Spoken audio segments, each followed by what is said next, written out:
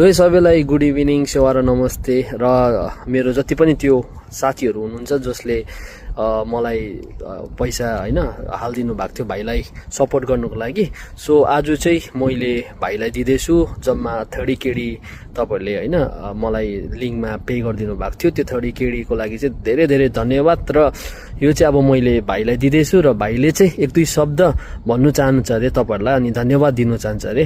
So please भाइ यो पैसा भाइ। नमस्ते, मेरो नाम चाहिँ हेमराज नेउपाने, घर चाहिँ मेरो जाजरकोट, हाल चाहिँ कुबेत। अहिले चाहिँ मेरो भाइ एक्सिडेन्ट भएको 11 महिना भइसक्यो।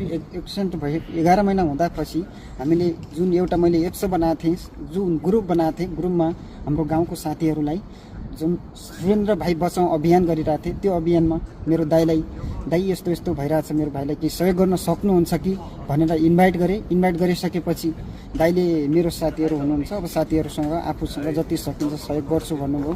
अहिले चाहिँ जुन साथीहरूले मलाई 30 केटी प्रदान गर्नुभएको छ, सहयोग गर्नुभएको छ, उहाँलाई धेरै धेरै धन्यवाद दिन चाहन्छु। र जुन कुनै अरू साथीहरू पनि हुनुहुन्छ भने यस्तै मेरो भाइ अहिले मृत्युको बेडमा लडिरहेको छ, मृत्युको बेडमा लडिरहेको अवस्थामा अहिले नाजुक अवस्थामा भइसकेको बापत अहिले दाइले 30 केडी प्रदान गर्नुभएको छ। र अरू साथीहरू पनि यस्तै मलाई सहयोग गर्नुहुनेछ भने पूर्ण विश्वासका साथ हस्त नमस्ते।